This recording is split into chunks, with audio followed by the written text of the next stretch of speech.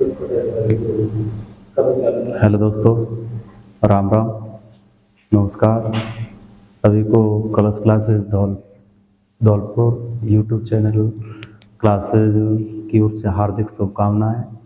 और मैं आपका दोस्त राजेश कुमार हिंदी व्याकरण को पढ़ाने जा रहा हूं। और आप कैसे हैं सभी बताएं, और आशा है कि आप सभी अच्छे होंगे। और सुनाइए दोस्तों, बढ़िया है, बहुत अच्छा। तो देखें, हम एक नए तरीके से हिंदी व्याकरण को समझेंगे और हिंदी व्याकरण क्या होता है, कैसे होता है, और इस तरह से सभी तरह से जो हिंदी व्याकरण है जीरो से लेकर ऊपर तक सीखेंगे, जिसमें हम हिंदी की जो व्याकरण है, व्याकरण कैसे बना और व्याकरण का उपयोग क्या है, व्याकरण सभी तरीके से चारों तरफ से पढ़ेंगे कि हमारा हिंदी व्याकरण कैसा होता है और क्या होता है और इसका उपयोग हिंदी में क्यों किया जाता है। तो चलो दोस्तों, हम शुरुआत करते हैं हिंदी व्याकरण की। तो देखें, सबसे पहले हम हिंदी व्याकरण को समझेंगे, जिसमें जो हमारा व्याकरण शब्द है, व्याकरण जो व्याकरण शब्द है, जो व्याकरण शब्द कैसे बना और ऐसे के खंड यानी टुकड़े कैसे होते हैं, और उन टुकड़ों और खंडों के आधार पर इसका अर्थ क्या निकलता है, और शाब्दिक अर्थ भी समझेंगे। शाब्दिक अर्थ के अलावा हम व्याकरण का जो हमारा व्यावहारिक उपयोग है उसको भी समझेंगे। तो दोस्तों देखें एक बार, व्याकरण यानी हिंदी व्याकरण हर व्यक्ति और हर देशवासियों की अलग अलग भाषा होती है और भाषा का अलग व्याकरण होता है। जिस व्याकरण में हम प्रत्येक भाषा के व्याकरण को पढ़ते हैं, तो देखो हमारा जो व्याकरण शब्द है वो कुल जो अगर इसके टुकड़े या खंड किए जाएं, तो व्याकरण के खंड करने पर इसमें से हम उपसर्ग, प्रत्यय और मूल शब्दों को अलग करेंगे, जिससे हमें हमारे व्याकरण शब्द की उत्पत्ति, व्याकरण शब्द के टुकड़ों का अर्थ, खंडों का अर्थ समझ में आ सके। तो दोस्तों सबसे पहले हम व्याकरण के टुकड़े करते हैं, खंड करते हैं, जिसमें हमारा पहला होता है वी, और वी होता है हमारा उपसर्ग। क्या होता है? उपसर्ग। और आ इसमें क्या है? आ भी उपसर्ग है। और एक शब्द निकलता है इसमें से क्री। क्री भी क्या है? मूल धातु, मूल शब्द, या हम कह सकते हैं धातु, धातु है। और अच्छा, हमारा अंत में जो लगा हुआ है प्रत्यय, वो प्रत्यय कौन सा है? अन प्रत्यय। तो अन क्या है? प्रत्यय है। अन प्रत्यय है, यानी व्याकरण शब्द के टुकड़े करने पर, खंड करने पर ये चार भागों में चार टुकड़े होते हैं। तो चार टुकड़े कैसे, किस प्रकार होंगे और इनका अर्थ क्या होगा? यानी जो कोई भी शब्द हो, एक शब्द में एक से अधिक उपसर्ग भी हो सकते हैं, एक से अधिक प्रत्यय भी हो सकते हैं। तो जिस तरह से हमने वी उपसर्ग होता है, और आ उपसर्ग होता है, और क्री धातु होती है, और अन प्रत्यय होता है, इसके अर्थ को समझेंगे। तो देखो दोस्तों, वी का अर्थ होता है विशेष। वी का अर्थ क्या होता है? विशेष। और आ है, आ का अर्थ होता है आबद्ध, आबद्ध। और या इसको हम कहते हैं बांधना, बांधना। तो आबद्ध या बांधना। और हम इसका एक अर्थ और भी ले सकते हैं, चारों ओर से, चारों ओर से। तो हमारा बच्चे हमारी धातु, यानी मूल शब्द कौन सा इसमें? क्री है। और क्री का अर्थ क्या होता है? करना। क्या अर्थ होगा क्री का? करना। और अन का अर्थ होगा बाला, बाला। और जहाँ कहीं भी आवश्यकता होता है तो इसका अर्थ क्या हो सकता है? बाली। तो दोनों ही अर्थों में प्रयोग किया जाता है, बाला या बाली। तो दोस्तों अब हम जो हमारा व्याकरण शब्द है, व्याकरण के बारे में इसको हम थोड़ा मिलाकर शब्दों को देखेंगे कि असल में व्याकरण है क्या और व्याकरण क्यों पढ़ते हैं, इस चीज़ को हम देखेंगे। तो दोस्तों वी का अर्थ होता है विशेष, आ का अर्थ होता है आबद्ध या बांधना या चारों ओर से आवरण, और क्री का अर्थ होता है जो करना होता है, और अन का अर्थ होता है बाला या बाली। तो हम निष्कर्ष रूप में कह सकते हैं व्याकरण को कि भाषा को, इसको भाषा को विशेष रूप से चारों ओर से बांधना, चारों ओर से बांधना या शुद्ध करना, शुद्ध करना या करने वाला क्या कहलाता है? व्याकरण कहलाता है। क्या कहलाता है दोस्तों? व्याकरण कहलाता है। तो एक बार पुनः समझते हैं हम इसको, यानी भी विशेष रूप से किसको? भाषा को। किसमें? बांधना। और किसमें? नियमों में। विशेष रूप से भाषा को नियमों में बांधना, बांधना या बांधने वाला क्या कहलाता है? व्याकरण कहलाता है। यानी भाषा को विशेष रूप से नियमों में बांधना या शुद्ध करना चारों ओर से क्या कहलाएगा? व्याकरण कहलाएगा। तो इसको एक बार दोस्तों लिखते हैं हम इसकी परिभाषा को, और आप चाहें तो इसको नोट भी कर सकते हैं, इसको हम देख सकते हैं और आप नोट भी कर सकते हैं। नोट करने के लिए आप देख लें एक बार। हाँ तो दोस्तों देखा, आगे बढ़ते हैं दोस्तों। तो हम एक बार व्याकरण शब्द है, शब्द के अनुसार व्याकरण का शाब्दिक अर्थ देखते हैं। क्या देखते हैं? व्याकरण का शाब्दिक अर्थ। तो देखते हैं लिखकर, व्याकरण शब्द, व्याकरण शब्द वी प्लस आ प्लस क्री प्लस अन के योग, वी प्लस आ प्लस क्री प्लस अन के योग से बना है, अन के योग से बना है, जिसका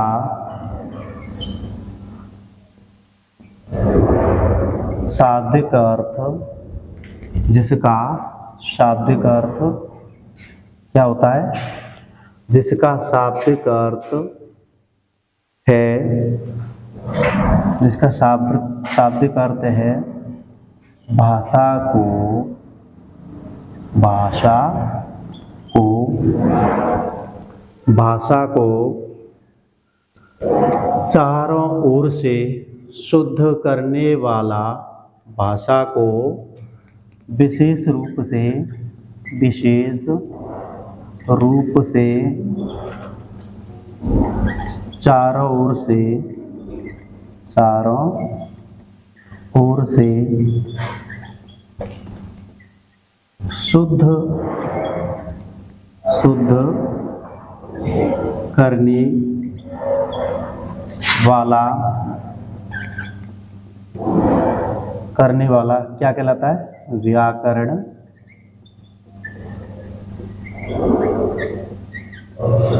कहलाता है। क्या कहलाता है दोस्तों? व्याकरण कहलाता है। यानी व्याकरण शब्द भी प्लस आ प्लस क्री प्लस अन के योग से बना है, जिसका शाब्दिक अर्थ क्या होता है? शाब्दिक अर्थ है भाषा को विशेष रूप से चारों ओर से शुद्ध करने वाला क्या कहलाएगा? व्याकरण कहलाएगा। क्या कहलाएगा? व्याकरण कहलाएगा। तो दोस्तों इसमें एक विशेष भी एक तथ्य है, उसको भी जानना आवश्यक होता है। जिस तथ्य का हम देखते हैं, विशेष तथ्य क्या है? विशेष। तो दोस्तों विशेष इसमें एक बात लिखनी है कि जो व्याकरण शब्द है, व्याकरण शब्द में कौन सा लिंग होता है, यानी जेंडर कौन सा है। तो दोस्तों ये जानना हमें बहुत ही आवश्यक है, क्योंकि हमारी जो प्रतियोगी परीक्षाएं होती हैं उनमें अक्सर करके ये शब्द आता रहता है। तो देखें दोस्तों, व्याकरण शब्द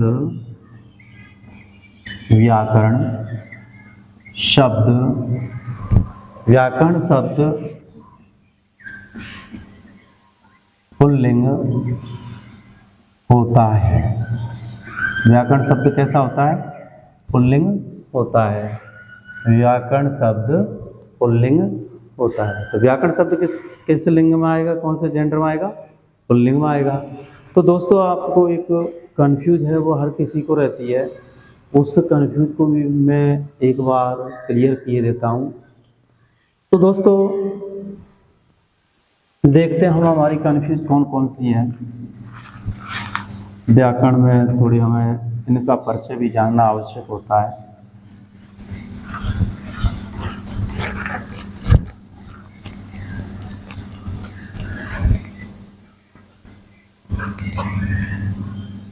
तो दोस्तों जब हम क्या पढ़ रहे हैं, हिंदी व्याकरण पढ़ रहे हैं, तो हिंदी में हमारे शब्द, जो हिंदी शब्द है वो हमें कंफ्यूज देता है कि हिंदी को हम इस तरह से लिखें या इस तरह से लिखें, यानी ये वाला सही है हिंदी कि ये वाला सही है।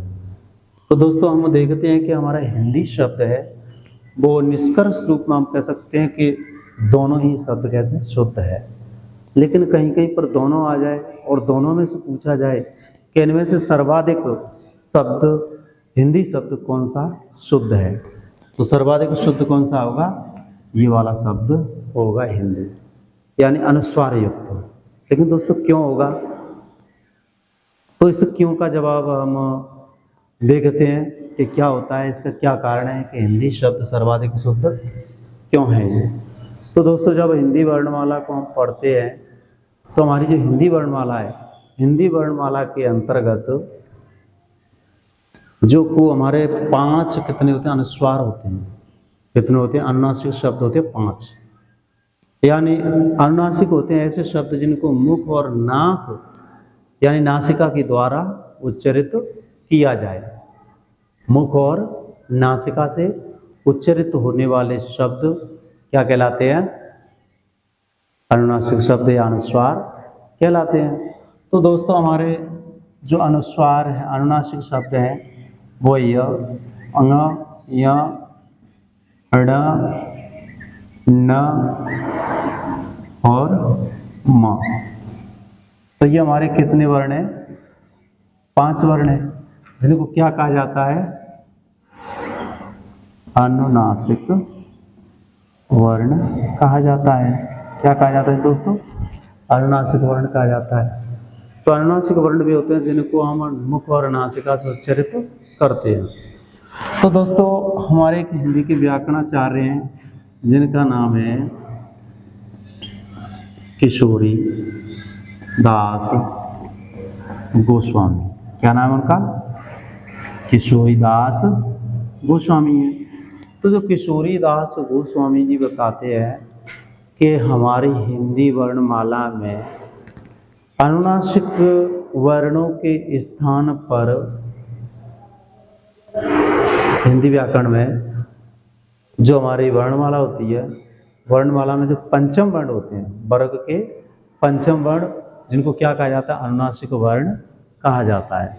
तो दोस्तों जो हमारे अनुनासिक वर्ण हैं, उन अनुनासिक वर्णों के स्थान पर कितने? 5। इन 5 वर्णों के स्थान पर किशोरी दास गोस्वामी जी ने बताया है कि क्या कहा है कि पंचम कितने? पंचम वर्णों यानी अनुनासिक वर्ण। क्या कहते हैं हम? अनुनासिक वर्ण, यानी पंचम वर्ण यानी अनुनासिक वर्णों के स्थान पर, वर्णों के स्थान पर किसका प्रयोग करते हैं हम? अनुस्वार का प्रयोग करते हैं। अनुस्वार का प्रयोग करते हैं। किसका प्रयोग करेंगे? अनुस्वार का प्रयोग करेंगे। और अनुस्वार का हमारा जो चिन्ह होता है, संकेत होता है, वो क्या होता है? इस तरह से होता है। तो दोस्तों हमारे किशोरीदास गोस्वामी जी ने बताया है कि पंचम वर्णों के स्थान पर अनुस्वार का प्रयोग करेंगे। जैसे हमें लिखा दिखा है पंचम। क्या लिखा दिखा है? पंचम। तो हमारे जो पंचम शब्द है उसको हम इस तरह से लिखते हैं दोस्तों। कैसे लिखते हैं? ऐसे लिखते हैं बच्चों। तो जो पंचम वर्ण है हमारा ये वाला, तो यहाँ पर पंचम वर्ण आ गया यहाँ। तो पंचम वर्ण के स्थान पर हम किसका प्रयोग करेंगे? अनुस्वार का प्रयोग करेंगे। तो हमने इस शब्द में यानी पंचम वर्ण यानी यह के स्थान पर किसका प्रयोग कर रहे हैं? अनुस्वार का प्रयोग कर रहे हैं। और भी शब्द देखें, हम देख सकते हैं दोस्तों। जैसे इसको हम क्या लिखेंगे? अनुस्वार युक्त शब्द बनाकर लिख देते हैं। जैसे एक शब्द होता है, कौन सा? झंडा। क्या होता है दोस्तों? झंडा। तो झंडा में भी क्या अड़ा है? क्या है दोस्तों? अड़ा है। तो अड़ा के स्थान पर हम किसका प्रयोग करते हैं? किसका प्रयोग करेंगे दोस्तों? अनुस्वार का प्रयोग करेंगे। तो जो क्या है? झंडा हमारा ये दोनों ही सही है, लेकिन सर्वाधिक शब्द कौन सा है? पंचम, झंडा। और एक शब्द हम लिखते हैं हिंदी। तो हम हिंदी को क्या लिखते हैं? इस तरह से लिखते हैं। और पंचम वर्ण हमारा युक्त शब्द हमारा क्या होगा? हिंदी। तो इधर वाले ये शब्द हैं, ये क्या माने जाएंगे? सर्वाधिक शुद्ध माने जाएंगे दोस्तों। तो इस तरह से हमारा जो हिंदी व्याकरण है उसकी भूमिका है। क्या है?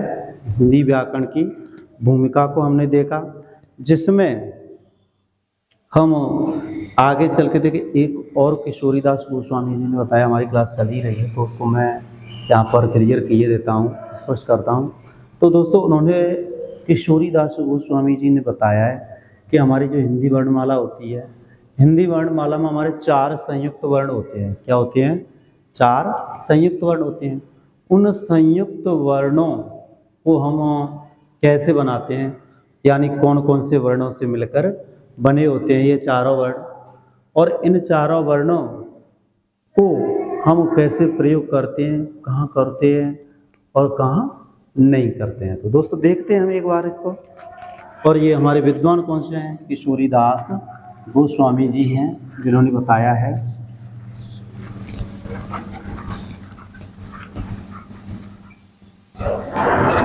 तो किशोरीदास गोस्वामी जी ने बताया है कि हमारी हिंदी वर्णमाला में, किसमें? हिंदी वर्णमाला में, हिंदी वर्णमाला में संयुक्त, और इसको हम एक नाम से और भी जानते हैं, मिश्रित। क्या कहते हैं? मिश्रित कहते हैं। यानी हिंदी वर्णमाला में संयुक्त या मिश्रित वर्णों को छोड़कर, इनको छोड़कर, संयुक्त वर्णों को छोड़कर क्या टुकड़ा या खंड किया हुआ रूप सर्वाधिक, कितना? सर्वाधिक शुद्ध माना जाता है।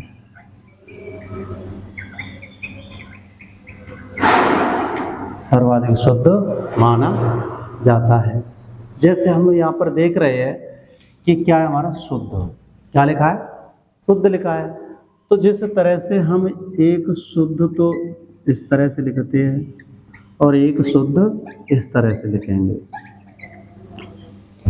तो दोनों शुद्ध लिखा है, तो दोनों शुद्धों में शुद्ध कौन सा सर्वाधिक शुद्ध है? तो दोस्तों एक शब्द होता है, हम जिनको पढ़ते ही रहते हैं निरंतर, क्या पढ़ते हैं? विद्यालय। तो विद्यालय एक तरीके से ऐसा लिखा जाता है, एक तरह से ऐसे लिखा जाता है। तो इन दोनों शब्दों में विद्यालय में कौन सा सर्वाधिक शुद्ध माना जाएगा? तो हमारे ये वाले शब्द क्या माने जाएंगे? सर्वाधिक शुद्ध माने जाएंगे। क्यों? क्योंकि हमारे हिंदी व्याकरणाचार्य किशोरीदास गोस्वामी जी ने बताया कि हिंदी वर्णमाला में संयुक्त अक्षरों को छोड़कर टुकड़ा किया हुआ रूप सर्वाधिक शुद्ध माना जाता है। तो सर्वाधिक शुद्ध कौन सा है? ये वाला होंगे। शुद्ध ये भी है, हम इनको गलत नहीं माने, लेकिन ये वाला रूप है, ये क्या है? सर्वाधिक शुद्ध माना जाता है। तो दोस्तों अब हमने जो व्याकरण का परिचय किया, हमने उसकी भूमिका को देखा और कुछ हमारे विद्वान ने बताया शब्दों के बारे में, वो भी हमने देखे।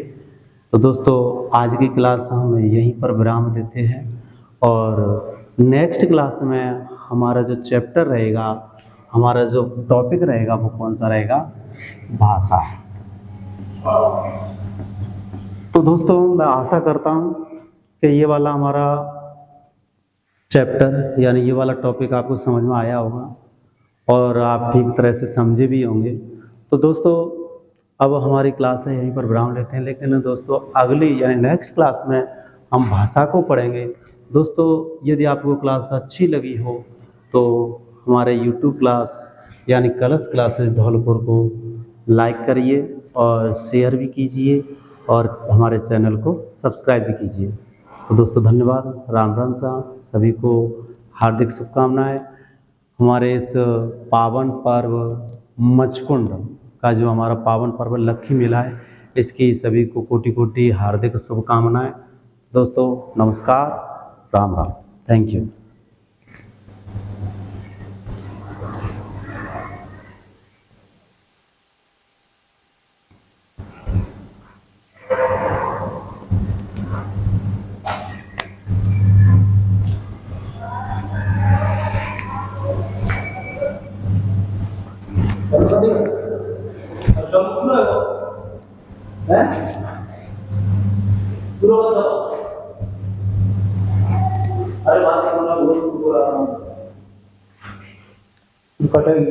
स्टॉप।